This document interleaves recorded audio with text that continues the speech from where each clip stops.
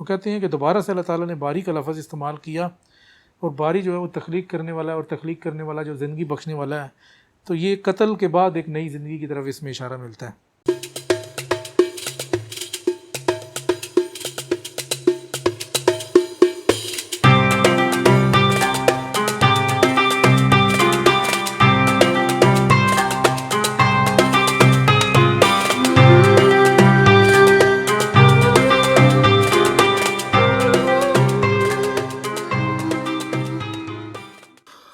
بسم اللہ الرحمن الرحیم۔ یہ جناب ہے اعجاز البیان فی الترجمہ عن القرآن، شیخ اکبر کی تفسیر ابن عربی سورہ بقرہ کی۔ اس میں آیت نمبر ہے 52 بلکہ 51 ہے۔ اللہ تعالیٰ فرماتا ہے وَإِذْ وَاعَدْنَا مُوسَىٰ 40 لَيْلَةً ثُمَّ اتَّخَذْتُمُ الْعِجْلَ مِن بَعْدِهِ وَأَنْتُمْ ظَالِمُونَ، کہ جب ہم نے موسیٰ کو 40 راتوں کے لیے بلایا تو تم نے اس کے بعد بچھڑے کو جو نہیں ہے خدا بنا لیا یا پکڑ لیا، اور تم نے اپنے اوپر ظلم کیا۔ تو شیخ فرماتے ہیں کہ جی یہ بھی اللہ تعالیٰ کی بنی اسرائیل پر ایک نعمت تھی کہ ان میں اس نے اپنا ایک رسول بھیجا 40 لیلۃ 40 راتوں کے لیے۔ اچھا، شیخ نے اس کی خاص علیحدہ سے تفسیر نہیں کی۔ ثم اتخذتم العجل من بعدہ، تم نے اس کے بعد بچھڑے کو جو نہیں ہے خدا بنا لیا، یعنی کہ جب وہ 40 راتوں کے لیے حضرت موسیٰ گئے تو تم نے اس کے بعد جانے کے فوراً بعد ہی تم نے بچھڑے کو کہا کہ جس طرح وہ سامری نے کیا تھا، سامری نے وہ سارا کیا، وہ قصہ آگے آئے گا، لیکن بس یہاں پر یہی ہے کہ جب موسیٰ علیہ السلام گئے تو تم نے ان کے بعد جو نہیں ہے بچھڑے کو خدا بنا لیا۔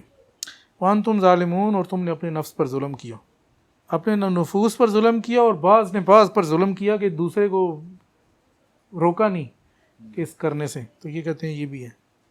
یہ بھی ہیں وہی آپ سے کچھ کہنا ہے، وہ کہہ رہے ہیں کہ سرات کی میری بھی کی اگلی کتاب کون سی اور کب آ رہی ہے؟ اگلی کتاب تو وہی آ رہی ہے جو کہ آپ کے علم میں بھی ہے یا نہیں ہے، تو معارف ابن عربی یا ملفوظات ابن عربی کی آ رہی ہے، شیخ اکبر کے ملفوظات ہیں۔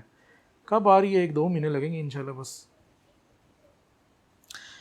ثم عفونا عنکم من بعد ذلک لعلکم تشکرون، تو اللہ تعالیٰ فرما رہا ہے کہ تم نے بچڑے کو خدا بنا لیا جب موسیٰ کو میں نے 40 راتوں کے لیے بلایا، تو پھر میں نے اس کے بعد یعنی کہ ہم نے تم کو معاف کیا، تمہیں معاف کر دیا یا چھوڑ دیا، اور تمہیں آخرت میں اس کے بدلے کوئی عقوبت نہیں، یعنی کہ سزا نہیں ملے گی دنیا، جو بھی تم نے سارے کرتوت وغیرہ کیے دنیا میں۔ البتہ یہ ہے کہ تم نے توبہ شبہ کر لی تو تم واپس توحید کی طرف آ گئے شرک سے، تو اللہ تعالیٰ نے تمہیں بخش دیا۔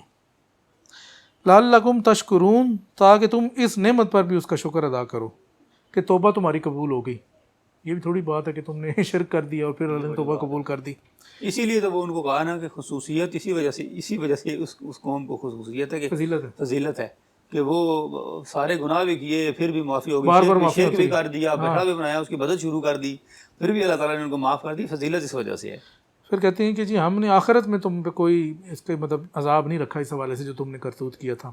کہتے ہیں ہم بھی اس میں ہو سکتا ہے مراد، لعلکم تشکرون میں ہو سکتے ہیں مراد، مطلب امت محمدیہ بھی مراد ہو سکتی ہے کہ اللہ تعالیٰ نے ہمیں یہ سارا قصہ سنایا ہے، اور اس کے بعد ہم سے پہلی امتوں کا قصہ سنایا ہے، اور ہم سے کہا ہے کہ جی ہم شکر ادا کریں کہ ہم تو یہ یعنی تم بھی جو کرتوت کر رہے ہو تمہیں بھی میں معاف کر دیتا ہوں۔ اس کہنے کا مطلب یہ ہے، یہ بات وہی ہے کہ کہنا بہو کو، اور وہی جو پہلے بات کی ہے، ہاں وہ اسی والے کہہ اس کو رہے ہیں، سنا ہمیں بھی رہے ہیں ساتھ۔ آگے وَإِذْ آتَيْنَا مُوسَى الْكِتَابَ وَالْفُرْقَانَ لَعَلَّكُمْ تَهْتَدُونَ۔ نہیں تو اگر یہ بات ہوتی تو سمپل اس واقعے کا بیان کرنے کا کوئی مقصد نہیں تھا، کیونکہ اس کا ریلیشن کچھ امت محمدی کے ساتھ بھی بنتا ہے۔ پھر وہ تو سارے قرآن کا ہی بنتا ہے نا، قرآن جتنی بھی آیتیں یہ جن لوگوں کے لیے ہیں ان کے لیے تو ہی ہیں، لیکن ہمارے لیے بھی ہیں۔ وَإِذْ آتَيْنَا مُوسَى الْكِتَابَ، کہ جب ہم نے موسیٰ کو کتاب دی۔ کہتے ہیں یہ ایک اور نعمت ہے کہ حضرت موسیٰ کو کتاب دی۔ آتَيْنَاهُ یعنی آتَيْنَاهُ، دی یہ مطلب عطا کی یا ان پر اتاری۔ کتاب کون سی تھی؟ وہ کتاب تورات ہے۔ کہتے ہیں جی اس کتاب میں تمہاری سعادت کے تمام اعمال ہیں، اگر تم عمل کرو گے تو تم اپنی سعادت کو پا سکتے ہو۔ آتینا موسیٰ الکتاب والفرقان لعلکم تہتدون، اور فرقان دیا تاکہ تم ہدایت پکڑو۔ کہتے ہیں فرقان اسی میں ہی ہے، کتاب میں ہی، یعنی کتاب جو تھی اس کے اندر ہی فرقان تھا کہ وہ تمہارے لیے حق اور باطل کی فرق کرتی تھی کتاب کی، یہ حق ہے یہ باطل ہے۔ لعلکم تتبینون ذالک، تاکہ تم اس کو واضح کرو، اس فرقان کو جو حق اور باطل کا فرق ہو رہا ہے تلاوت جب تم کرتے ہو تو اس کو واضح کرو. تو شیخ نے یہ اس کی آیت کی آگے کی ہے. آگے جی اللہ تعالیٰ نے ایک اور نعمت کا ذکر کیا ہوا. اذ قال موسیٰ لقومہ یا قوم انکم ظلمتم انفسکم باتخاذکم العجل فتوبوا الی باریکم فاقتلوا انفسکم ذالکم خیر لکم عند باریکم فتاب علیکم انہ هو التواب الرحیم. کہ جب موسیٰ نے اپنی قوم سے کہا کہ اے قوم، یعنی کہ قوم کون سی تھی؟ بنی اسرائیل سے کہا کہ اے بنی اسرائیل وہ یاد کرو، یا قوم انکم ظلمتم انفسکم، تم نے اپنے اوپر بڑا ظلم کیا کہ تم نے اس بچڑے کو جو نہیں ہے خدا بنا لیا اپنا. فتوبوا الی باریکم، اب اپنے اصل خدا کے سامنے جو نہیں ہے وہ توبہ کرو. فاقتلوا انفسکم، اور خود کو مارو، قتل کرو. ذالکم خیر لکم عند باریکم، تمہارے اصل جو باری ہے، جو تمہارا تخلیق کرنے والا ہے، پیدا کرنے والا ہے، اس کے نزدیک یہ بہتر ہے. فتاب علیکم، تاکہ وہ تمہاری توبہ قبول کرے. انہ هو التواب الرحیم، بے شک وہ توبہ قبول کرنے والا ہے. تو ظلم وہی تھا کہ انہوں نے وہ بچڑے کو خدا بنا لیا. اور فتوبوا الی باریکم سے ہے کہ فرجعوا الی الذی خلقکم وبرأکم من العجل ما یخلق شیئا، کہ اس خالق کی طرف لوٹو کہ جس نے تمہیں بھی تخلیق کیا. یہ بچڑا تو کوئی نہیں تخلیق کر سکتا، یہ تمہارا خدا کس طرح ہو گیا؟ تو کہتے ہیں کہ الہ کا یا خالق کا یا خدا کا جو سب سے خاص وصف ہے وہ ذکر کیا کہ خدا وہ ہوتا ہے جو تخلیق کرتا ہے.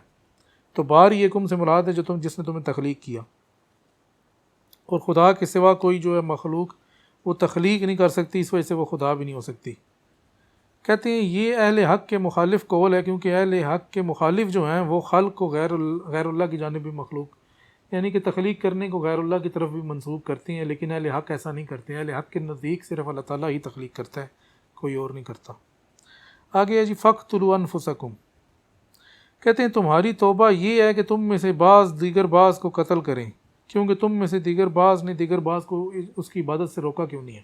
یہ جو تھا نا کہ تم فاقتلوا انفسکم، تم میں سے دیگر بعض دیگر بعض کو قتل کریں کیونکہ تم سارے اس میں ملوث ہو، تم نے ایک دوسرے کو روکا نہیں ہے. کہتے ہیں ان کا جو قصہ ہے وہ یہ تاریخ میں مشہور ہے، کسی نے پڑھنا ہے تو یہ جا کے سن لے، پڑھ لے کہ بنی اسرائیل کے ساتھ یہ کیا ہوا تھا. ہمارا یہاں پر مقصد جو نہیں ہے کہ ہم مختصر الفاظ میں جو ہے قرآن مجید کی تشریح کر رہے ہیں، تو پورا واقعہ ہمیں بیان کرنے کی ضرورت نہیں ہے. کہتے ہیں جب وہ قتل کرنے کے مقام پہ پہنچے تھے تو اس ٹائم اللہ تعالیٰ نے ان کے اوپر ظلمت چھا دی تھی. کسی کو یہ نہیں پتہ چل رہا تھا کہ کون کس کو مار رہا ہے، باپ بیٹے کو مار رہا ہے یا کس کو مار رہا ہے، رشتہ دار کو مار رہا ہے. وہ اندھیرے میں تھے، ایسی ظلمت میں تھے، تو کسی کا کوئی پتہ نہیں تھا. کہتے ہیں یہ بھی بنی اسرائیل پر ایک نعمت تھی کہ اللہ تعالیٰ نے ان کی توبہ قبول کر لی اور ان کی مدد بخش دیا ان کو. آگے ذالکم خیر لکم عند باریکم، کہ یہ توبہ اور یہ قتل جو نہیں ہے تمہارے باری کے نزدیک، باری سے مراد خالق کے نزدیک، یہ بہتر ہے. وہ کہتے ہیں کہ دوبارہ سے اللہ تعالیٰ نے باری کا لفظ استعمال کیا، اور باری جو ہے وہ تخلیق کرنے والا ہے، اور تخلیق کرنے والا جو زندگی بخشنے والا ہے. تو یہ قتل کے بعد ایک نئی زندگی کی طرف اس میں اشارہ ملتا ہے. اور اس میں یہ بھی اشارہ ملتا ہے کہ وہ جو مرے ہیں وہ سارے شہداء ہیں اور وہ اللہ تعالیٰ کے پاس زندہ ہیں. یہ ویسے نئی تشریح کر دی ہے شیخ نے. جن کو قتل کیا وہ شہداء قرار پائے کیونکہ توبہ کر لی تھی انہوں نے، اور وہ بھی رزق پاتے ہیں. فتح علیہ، مطلب ان کو سزا تو ملنی تھی لیکن ایٹ دی اینڈ ان کا کام ٹھیک ہو گیا. نہیں سزا تو پھر نہیں نہ ملی، وہ شہداء جو ہو گئے. قتل ہوئے تو شہید ہوئے نا. ہاں قتل ہوئے تو شہید ہوئے نا. تو قتل تو ہو گیا نا، پھر زندگی تو چلی گئی نا. زندگی اگلا کام تو ٹھیک ہو گیا نا، اگلا کام تو ٹھیک ہو گیا، توبہ کر لی، قتل بھی ہو گیا، مزے ہو گئے، اگلے ان کے ٹھیک ہو گیا. مطلب ان پہ حد تو قائم ہوگی لیکن اس کے بعد ان کو آگے نجات بھی ہوگی، بخشش ہوگی. تو یہاں پر شیخ نے یہی کہا ہے کہ جی نبہم ایضا بذالک علی انہم شہداء فہم احیاء عند ربہم یرزقون، کہ وہ شہید ہیں اور اللہ انہیں رزق بھی دیتا ہے. فتاب علیکم، اس نے تمہاری توبہ کی قبول کی ہے اپنی رحمت سے. انہ هو التواب، تو وہ رحمت سے جو نہیں توبہ قبول کرنے والا ہے. اچھا یہ ہے جناب. اب اگلی آیت پہ چلتے ہیں. انہ هو التواب الرحیم، کہ تواب بھی ہے اور رحیم بھی ہے. وَإِذْ قُلْتُمْ يَا مُوسَىٰ لَن نُؤْمِنَ لَكَ حَتَّىٰ نَرَى اللَّهَ جَهْرَةً فَأَخَذَتْكُمُ الصَّاعِقَةُ وَأَنْتُمْ تَنظُرُونَ، کہ وہ بھی دن یاد کرو کہ جب تم نے کہا کہ اے موسیٰ ہم تجھ پر ایمان نہیں لائیں گے کہ جب تک ہم اللہ تعالیٰ کو اپنی آنکھوں سے نہ دیکھ لیں. انہوں نے بڑی ڈیمانڈیں بھی بڑی، ہاں ڈیمانڈیں بھی بڑی انہیں ہائی لیول کی رکھی ہوئی تھی. انہوں نے کہا ہم تو بڑی فضیلت والی امت ہے، ہم چھوٹی بڑی بات پہ تو ہم نے ماننا بھی نہیں ہے نا. کہتے ہیں جی ہم اللہ تعالیٰ کو دیکھنا چاہتے ہیں. فَأَخَذَتْكُمُ الصَّاعِقَةُ، کہتے ہیں تمہیں ایسی بجلی چمکی کہ تم دیکھ رہے تھے اور تم آگے وہ اچانک چندے آ گئی یا جو بھی تھا وہ بجلی چمکی. ہاں نظر کچھ نہیں آیا. اس کی شرح شیخ نے کیا کی ہے؟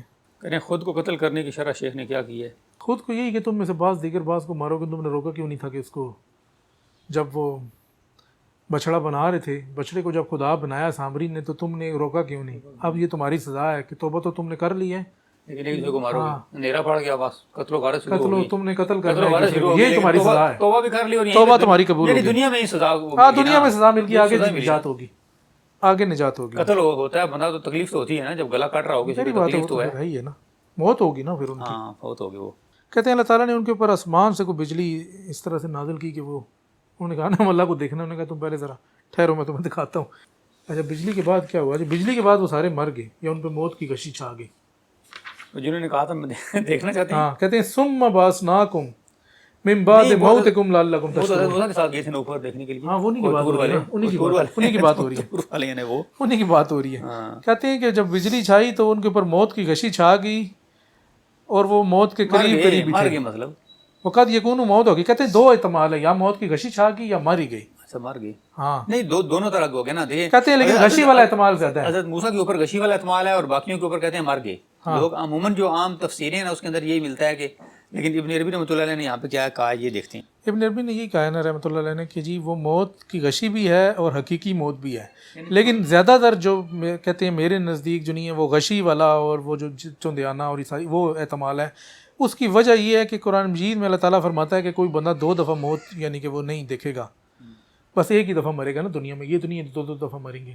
تو کہتے ہیں وہ ایک اس کو اگر ہم دیکھیں قرآن کی آیت کو تو میرے حساب میں یہ غشی تھی.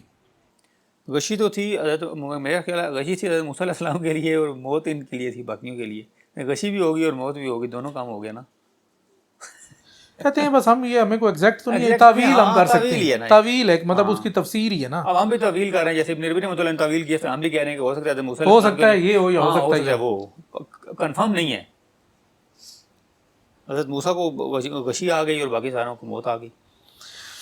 اچھا جی اس کے بعد کیا چیز ہے؟ ثم بعثناکم من بعد موتکم لعلکم، پھر ہم نے تمہیں تمہاری موت کے بعد زندہ کیا تاکہ تم شکر کرو. یہاں پر پھر وہ شیخ آگے یہی کہہ رہے ہیں کہ جی آگے کہتے ہیں ہم اس کی طرف بھی اشارہ کریں گے، وہ جو گائے تھی اور اس کا وہ حصہ لگانے تھے جو بندے زندہ شندہ ہوئے تھے، کہتے ہیں وہ ہم آگے اشارہ کریں گے. کہتے ہیں کہ یہ مطلب شیخ نے ایک طرح کا نیا پوائنٹ نکالا ہے نا. کہتے ہیں کہ جب وہ گائے والا جن کو زندہ کیا گیا تھا وہ ایک اور حیات تھی، وہ یہ دنیاوی حیات نہیں تھی، کیونکہ جو بندہ ایک دفعہ مر جاتا ہے نا دوبارہ سے وہ دنیاوی زندگی میں نہیں آ سکتا. اس کا ایک لطیف راز ہے اور وہ کشف سے ملتا ہے، لیکن وہ ہم اس جگہ پہ بتائیں گے، ابھی نہیں بتایا. کہتے ہیں اس کا بھی اس سے کچھ ریلیشن ہو سکتا ہے جو یہ لوگ مرے پیچھے جو غشی والے تھے. ہاں پچھلے غشی والے جو تھے.